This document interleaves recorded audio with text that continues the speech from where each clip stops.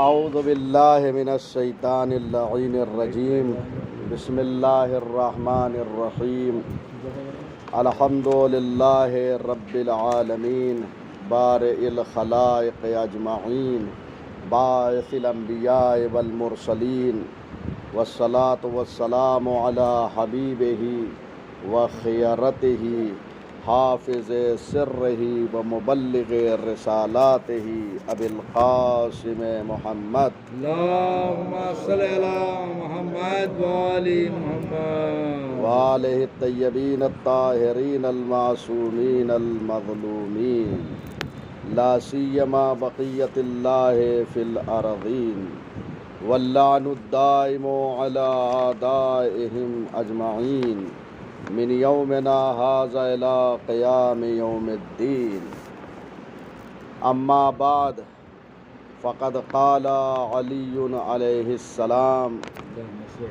کن فی الفتنۃ کابن اللبون لا زہر فیرکب ولا ذرع فیحلب۔ الحمدللہ پروردگار کی طرف سے یہ ہمیں توفیق ملی کہ ایک مرتبہ پھر ماہ مبارک رمضان میں درس کے افہام و تفہیم کا موقع میسر ہوا ہے۔ یہ مہینہ خود سازی کا مہینہ ہے، اپنے کو سنوارنے کا مہینہ ہے۔ یہ مہینہ تطہیر قلب کا مہینہ ہے، یعنی اپنے قلب کو پاک رکھنے کا مہینہ ہے۔ یہ مہینہ تزکیہ نفس کا مہینہ ہے۔ اس مہینے میں انسان اپنے کو تمام رذائل اخلاقی، جتنی اخلاقی برائیاں ہیں ان سب سے دور رہے، اور جتنے اخلاق حسنہ ہیں، جتنے اچھے اخلاق ہیں ان کے ذریعے سے اپنے کو آراستہ کرے۔ یہ مہینہ اللہ کی طرف سے ایک انعام اور اکرام ہے مومنین کے لیے، لہٰذا اس مہینے میں بیٹھ کر وہ چیزیں جو عام دنوں میں ہم نہیں پڑھتے ہیں ان دنوں میں پڑھتے ہیں۔ کثرت سے اس مہینے میں انسان دعاؤں کو پڑھے، قرآن مجید کی تلاوت کرے۔ اس مہینے میں قرآن مجید کی ایک آیت کی تلاوت کا ثواب ختم قرآن کے برابر ہے۔ اس مہینے میں اگر کوئی ایک قرآن ختم کرتا ہے تو گویا کتنی آیتیں ہیں؟ 6666، یعنی اتنی دفعہ وہ قرآن ختم کر رہا ہوتا ہے۔ یہ کتنا فضل ہے اللہ کا، لطف ہے کتنا۔ اگر ایک قرآن پڑھے انسان تو اتنا ثواب ہے۔ اسی لیے انسان خود پڑھے اور پڑھنے کے بعد اپنے مرحومین کو ایصال ثواب کرے۔ اگر اس مہینے میں ایک قرآن جو ہے ایصال ثواب کر رہے ہیں تو گویا 6666 قرآن کو ایصال کر رہے ہیں۔ جب اتنے قرآن ان کے پاس پہنچیں گے تو یقیناً وہاں سے وہ آپ کو دعائیں دیں گے۔ عالم برزخ سے مرحومین دعائیں دیتے ہیں، ماں باپ جو ہیں وہاں بھولتے نہیں ہیں اپنی اولاد کو، لہٰذا ہمیں بھی چاہیے کہ ہم اپنے والدین جو مرحومین ہو چکے ہیں انہیں فراموش نہ کریں۔ بہرحال یہ مقدمہ ہے۔ ہم نے اس سال جو انتخاب کیا ہے، چند دقیقے جو آپ کے درمیان ہم رہیں گے، وہ نہج البلاغہ کے عنوان سے ہم درس دیں گے، اس لیے کہ ہمارے یہاں نہج البلاغہ بالکل متروک ہو چکی ہے۔ ہمارے جوان اور نوجوان نہیں معلوم کہ نہج البلاغہ پڑھتے بھی ہیں یا نہیں پڑھتے ہیں۔ آپ پورے شیعہ قوم کو دیکھیں، کتنے پرسنٹ جو ہیں وہ نہج البلاغہ کو پڑھتے ہیں، جبکہ ہم امیر المومنین سے محبت کا دم بھرتے ہیں تو مقام عمل میں ان کی کتاب سے بھی محبت ہونا چاہیے، ان کے کلمات سے محبت ہونا چاہیے۔ نہج البلاغہ ایک گراں بہا کتاب ہے، قرآن کریم کے بعد سب سے بڑی کتاب ہے۔ 3 حصوں پر مشتمل ہے نہج البلاغہ۔ ایک حصہ خطبات پہ مشتمل ہے، مولا کائنات نے جو خطبے دیے ہیں وہ موجود ہیں، خطبے یعنی اسپیچ جو مولائے کائنات دیتے تھے اپنے زمانے میں، وہ خطبے نہج البلاغہ میں موجود ہیں۔ مکتوبات جو لیٹر سے امیر المومنین اپنے والیوں کو، گورنرز کو اور قاضیوں کو لکھتے تھے، وہ موجود ہے۔ یہ دوسرا حصہ ہے۔ اور تیسرا حصہ کلمات قصار پہ مشتمل ہے۔ کلمات قصار یعنی چھوٹے چھوٹے نصیحت آمیز کلمات موجود ہیں۔ بے شک تو یہ 3 حصوں پر مشتمل ہے نہج البلاغہ، جسے سید رضی رضوان اللہ تعالی علیہ نے جمع کیا ہے۔ بہت جلیل القدر ہستی سی سید رضی بے شک بے شک اور سید مرتضیٰ علم الہدا، یہ دونوں بھائی تھے۔ قادمین میں ہے۔ کاظمین میں جو زیارت کے لیے تشریف لے گئے ہیں۔ بہرحال انسان واقعاً انسان ہوتا ہے، لیکن عظیم علم و عمل کے ذریعے بے سے شک بنتا بے ہے۔ شک بے شک۔ ہم تیسرے حصے سے جو ہے نہج البلاغہ کو پڑھیں گے، کیونکہ خطبے کو پڑھیں گے تو یہ خطبہ بھی نہیں ہو پائے گا، رمضان مبارک گزر جائے گا۔ مکتوبات کو پڑھیں گے تو وہی حال ہے۔ لہذا ہم نے کلمات قصار کو انتخاب کیا ہے کہ چھوٹے چھوٹے نصیحت آمیز کلمات کو پڑھیں گے، تاکہ یہ چند دن جو ہمیں مہلت کے طور پہ اللہ کی طرف سے عطا کیے گئے ہیں، اس میں ہم پڑھتے ہیں۔ لہذا تیسرے حصے میں جو چھوٹے چھوٹے کلمات ہیں، حکمت کی باتیں ہیں، وہ پڑھتے ہیں۔ اس میں پہلا جو ہے وہ کلمہ جو ہے امیر المومنین کا، وہ یہ ہے جو میں نے آپ کی خدمت میں پڑھا ہے۔ آپ تیسرے حصے میں جائیں گے تو پہلا کلمہ امیر المومنین کا یہ ہے کہ کن فی الفتنۃ کابن اللبون لا زہر فیرکبا ولا ذرع فیحلبا۔ جب فتنے آن پڑے، فتنہ و فساد ہوتے ہیں، ایسے موقع پر ابن لبون بن جاؤ۔ ابن لبون کہتے ہیں اونٹنی کا 2 سالہ بچہ جو 2 سال مکمل کر کے تیسرے سال میں ابھی داخل ہوا ہو، 2 سال کمپلیٹ کر چکا ہو، ایسے بن جاؤ۔ ابن لبون اسے کہتے ہیں۔ عربی زبان میں 2 سال کے بچے کو ابن لبون کہتے ہیں۔ ان کی طرح بن جاؤ۔ لا ظہر فیرکبا، اس کی پشت جو ہے، پیٹھ مضبوط نہیں ہوتی ہے، بہت کمزور ہوتی ہے، بچہ ہوتا ہے نا، تو اس پر سواری نہیں کی جا سکتی۔ ولا ذرع فیحلبا، اور نہ اس کے تھن ہوتے ہیں کہ اس سے دودھ جو ہے نکالا جائے، دودھ بھی دوہا نہیں جا سکتا۔ یعنی اس کا مطلب یہ ہے کہ نہ اس پہ سواری ہو سکتی ہے اور ورنہ دودھ دینے کے قابل ہے۔ مولا اپنے چاہنے والوں سے یہی فرما رہے ہیں کہ جب فتنہ اٹھ پڑے تو اسی ابن لبون کی طرح بن جاؤ۔ اس سے کوئی فائدہ نہیں ہوتا ہے، یعنی نہ سواری کی جا سکتی ہے، یہ ڈائریکٹ، یعنی سواری ڈائریکٹ ہوتی ہے، اور دودھ جو نکالا جاتا ہے وہ انڈائریکٹ کام آتا ہے، یعنی خود شتر سے جو ہے دودھ نکال کے مارکیٹ میں لایا جاتا ہے۔ یعنی 2 باتیں مولا بتا رہے ہیں، نہ ڈائریکٹ تم فتنے میں وارد ہو اور نہ انڈائریکٹ۔ یعنی ایسے موقع پر فتنہ، دیکھیے فتنہ کہتے ہیں امتحان کو۔ اصل فتنے کے جو ڈکشنری میں معنی کیے گئے ہیں وہ یہ ہیں کہ آپ نے سونا دیکھا ہوگا، سونا اس کو جب خالص کو ناخالص سے علیحدہ کرتے ہیں، کیونکہ پیور سونا نہیں ہوتا ہے، اس میں دوسری چیزیں ملی ہوتی ہے، تو اس کو بھٹی میں ڈالتے ہیں تاکہ جو ہے خالص جو ہے وہ غیر خالص سے جدا ہو جائے۔ اسی کو فتنہ کہتے ہیں۔ پھر اس کو ہر جگہ پہ استعمال کیا جانے لگا جہاں امتحان اور مشقت آ جائے، بس مشقت امتحان کی گھڑی کو بھی فتنہ کہتے ہیں۔ تو جب ایسا وقت آن پڑے تو ابن لبون بن جاؤ۔ فتنہ کہتے کسے؟ جب 2 باطل قوتیں ٹکرائیں، اس کو فتنہ کہتے ہیں۔ جیسے ابو مسلم نے حکومت بنی امیہ کے خلاف قیام کیا تھا، تو حکومت بنی امیہ باطل پہ ہے۔ ابو مسلم کا جو قیام ہے یہ بھی باطل پہ ہے۔ لوگ بظاہر سمجھ رہے تھے یہ حق پہ ہے، لیکن ایسا نہیں ہے۔ اس نے قیام کیا، اور قیام کرنے کے بعد امام صادق علیہ الصلاۃ والسلام کو ایک خط لکھا، اور متعدد خطوط لکھے ہیں، کس کے لیے؟ حکومت کے لیے، کہ آپ حکومت فرمائیں اور آپ خلافت کو لے لیجئے۔ امام نے انکار کر دیا، کیوں؟ اس لیے کہ امام وہ ہوتا ہے جو قلب کو مطالعہ کرتا ہے، دل کو پڑھتا ہے۔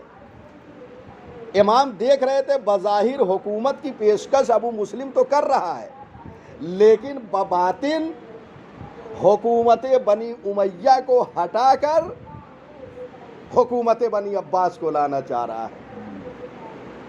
لہذا امام وہاں پر خاموش ہو گئے، کوئی جواب نہیں دیا ہے۔ تو دو حکومتیں یہاں ٹکرا رہی تھی، ایک حکومت جانے والی اور ایک جو آنا چاہ رہی ہے۔ تو یہ فتنہ ہے، کیونکہ بنی امیہ اور بنی عباس دونوں باطل پہ ہیں۔ جب دو باطل گروہ جو ہے آپس میں ٹکرائیں تو اسے فتنہ کہا جاتا ہے۔ ایسے موقع پر امام فرماتے ہیں ابن لبون بن جاؤ۔ 2 سال جو اونٹ ہوتا تیسرے میں داخل ہو جاتا ہے اس کی طرح بن جاؤ، یعنی تمہیں وہ استعمال نہ کر سکیں، اس لیے کہ جب باطل قوتیں شہر پہ نظر ڈالتی ہیں تو جو مال میں قوی ہوتا ہے یا جسمانی اعتبار سے اسے اپنی طرف وہ حکومتیں کھینچنا چاہتی ہیں۔ امام فرماتے ہیں ایسے موقع پہ ہوشیار رہو اور ابن لبون بن جایا کرو، ان کے کام نہ آؤ، گوشہ نشین ہو جاؤ۔ گوشہ نشینی میں تمہاری بھلائی ہے۔ اب جہاں جہاں بھی باطل ٹکرائیں وہاں درمیان میں مت آؤ، خاموش رہو، گھر میں بیٹھے رہو۔ یہ گھر میں بیٹھے رہنا یہ بہتر ہے۔ چنانچہ خود امام صادق علیہ الصلاۃ والسلام کی ایک حدیث ہے، امام سے کسی نے جب گوشہ نشین امام ہوئے ہیں تو امام سے سوال کیا گیا کہ فرزند رسول آپ گوشہ نشین ہو گئے ہیں، تو امام نے فرمایا فسد الزمان، زمانہ خراب ہو گیا ہے اس لیے گوشہ نشین ہو گیا ہوں۔ وتغیر الاخوان، اور جو بھائی چارگی ہے وہ سب بدل چکی ہے، بھائی چارگی جو ہے وہ بدل چکی ہے۔ فرأیت الانفراد واسکن للفواد، تو ایسے موقع پہ میں نے تنہائی کو بہتر جانا، کیونکہ اسی میں قلب کو سکون ہے۔ یعنی جب ایسے حالات ہو جائیں، دنیا میں فتنے بھڑک اٹھیں، دیکھتے رہتے ہیں ہر جگہ فتنے، دو باطل قوتیں کبھی کسی نام پہ، کبھی الیکشن کے نام پہ، سیاسی طور پہ، سماجی طور پہ، کلچر کے لحاظ سے، عقیدت کے لحاظ سے لوگ ٹکراتے رہتے ہیں۔ تو جب باطل قوتیں ٹکرائیں تو ابن لبون بن جاؤ، کسی کے کام نہ آؤ، یہ بہترین راستہ ہے۔ لیکن ہاں یہ یاد رہے اب ہر جگہ ابن لبون نہ بن جائیں۔ جہاں ایک حکومت جو ہے، ایک طاقت جو ہے وہ حق پہ ہو اور ایک باطل پہ ہو تو اب یہ فتنہ نہیں ہے، یہ حق و باطل کی لڑائی ہے۔ یہاں پہ کیا کرنا ہے؟ ہمیں حق کا ساتھ دینا ہے، جیسے جنگ جمل، جنگ نہروان، جنگ صفین، یہ لڑائیاں جو ہے حق و باطل پہ مشتمل تھی۔ مولائے کائنات حق پہ تھے، دوسری طاقتیں باطل پہ تھی۔ تو یہاں پر ابن لبون نہیں بننا ہے کہ نہیں ہم تو ابن لبون بن جائیں گے، یہاں نہیں بن سکتے، حق کا ساتھ دینا ہے۔ لہذا تینوں جنگوں میں جنہوں نے امام علی کو حق پر جانا، امام کا ساتھ دیا ہے، اور امام تو حق پر ہے ہی۔ کثرت سے روایت پیغمبر اکرم سے موجود ہے جو اہل سنت نے بھی نقل کیا ہے اور شیعوں نے نقل کیا ہے۔ وہ مشہور حدیث جو آپ سنتے رہتے ہیں، علی مع الحق والحق مع علی، علی حق کے ساتھ ہے اور حق علی کے ساتھ ہے۔ تو حق پیغمبر نے وعدے کر دیا۔ اب کوئی جمل میں یہ نہ کہے حق ہمارے لیے وعدے نہیں ہے، نہروان میں کوئی یہ نہ کہے کہ ہمارے لیے وعدے نہیں ہے، یا کہیں اور جو صفین ہو رہی ہے اس میں یہ نہ کہہ بیٹھیں کہ حق ہمارے لیے وعدے نہیں ہے۔ پیغمبر کی حدیثیں موجود ہے، اور یہ حدیث ذرا سا تفاوت کے ساتھ، تبدیلی کے ساتھ اہل سنت اور شیعہ سب نے نقل کیا ہے۔ شیعوں میں بحار الانوار میں موجود ہے، کشف الغمہ میں موجود ہے، اور بہت ساری کتابوں میں یہ روایت موجود ہے۔ اہل سنت میں حاکم نیساپوری نے لکھا ہے، حاکم نیساپوری بہت بڑا عالم اہل سنت گزرا ہے نیساپور کا، اس کی کتاب ہے المستدرک علی الصحیحین، اس 3 جلدوں پہ مشتمل ہے۔ تیسری جلد میں اس روایت کو ذرا سا تبدیلی کے ساتھ نقل کیا ہے۔ اور اس کے بعد ایک بہت بڑا اور عالم فخر الدین رادی اہل سنت کا بہت بڑا عالم، اس کی تفسیر موجود ہے، اس تفسیر میں اس نے عجیب جملہ لکھا ہے، لکھتا ہے فقد ثبتت بالتواتر، یہ حدیث علی مع الحق یہ تواتر سے ثابت ہے۔ تواتر اس حدیث کو کہتے ہیں کہ جس میں جھوٹ کا کوئی شائبہ نہیں پایا جاتا، ایسی حدیث کو تواتر کہتے ہیں۔ فخر الدین رازی کہتا ہے کہ یہ جو ہے حدیث تواتر سے ثابت ہے۔ اس کے بعد کہتا ہے وَمَنِ اقْتَدَى فِي دِينِهِ بِعَلِيِّ ابْنِ أَبِي طالب فَقَدْ اهْتَدَى، جس نے دین، بہت اہم جملہ کہہ رہا ہے عالم اہل سنت فخر الدین رازی، وہ کہتا ہے جس نے اپنے دین میں علی ابن ابی طالب علیہ الصلاۃ والسلام کی پیروی کی فقد اہتدیٰ، وہ ہدایت پا گیا۔ اور فرما رہے ہیں ہمارا نہیں ہے فخر الدین رازی، لیکن کتنا عظیم جملہ کہہ رہا ہے۔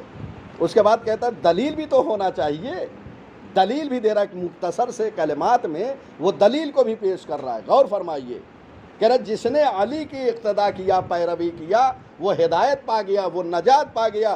والدلیل علیہ قولہ علیہ السلام، اس پہ نبی اکرم کی دلیل موجود ہے کہ جو اپنے دین میں علی کا اتباع کرے وہ نجات پا گیا۔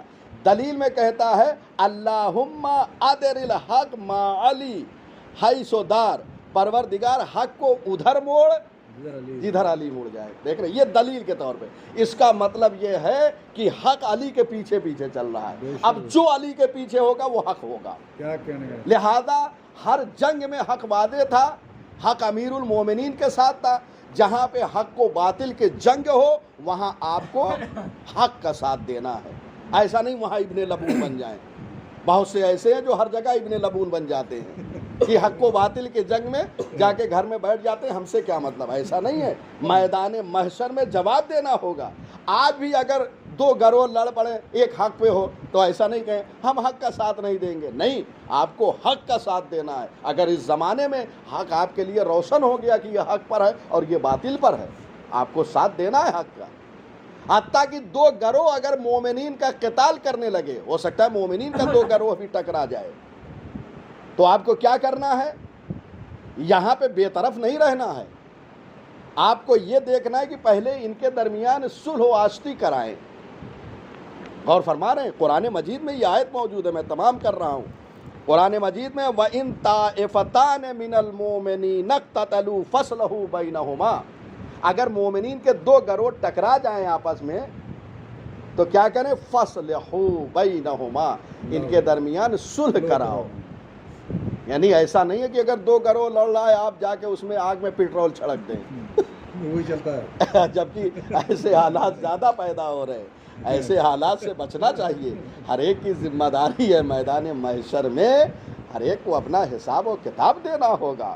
لہذا جب مومنین کا دو گروہ لڑے تو پہلے تو دونوں کے درمیان صلح کرانا ہے، اور اگر صلح ممکن نہ ہو تو کیا کرنا ہے؟ اس کے بعد کا عمل کہتے ہیں فَإِن بَغَتْ إِحْدَاهُمَا عَلَى الْأُخْرَى فَقَاتِلُوا الَّتِي تَبْغِي حَتَّى تَفِيَّ إِلَىٰ أَمْرِ اللَّهِ، پس اگر صلح ممکن نہ ہو اور ایک ان میں سے دوسروں پر ظلم و ستم کرے، مومنین کا ایک گروہ ظالم ہو سکتا ہے، ظلم کرے، دوسرے پر ظلم و ستم کرے، ایک طرف حق ہو تو اب جو ظلم و ستم کرے اس کے خلاف آپ کو قیام کرنا ہے، اس کے خلاف آپ کو لڑنا ہے۔ آپ یہاں بے طرف نہیں رہ سکتے۔ کب تک لڑنا ہے؟ حتیٰ تفیع الی امر اللہ، یہاں تک کہ وہ اللہ کے حکم کے سامنے تسلیم ہو جائے۔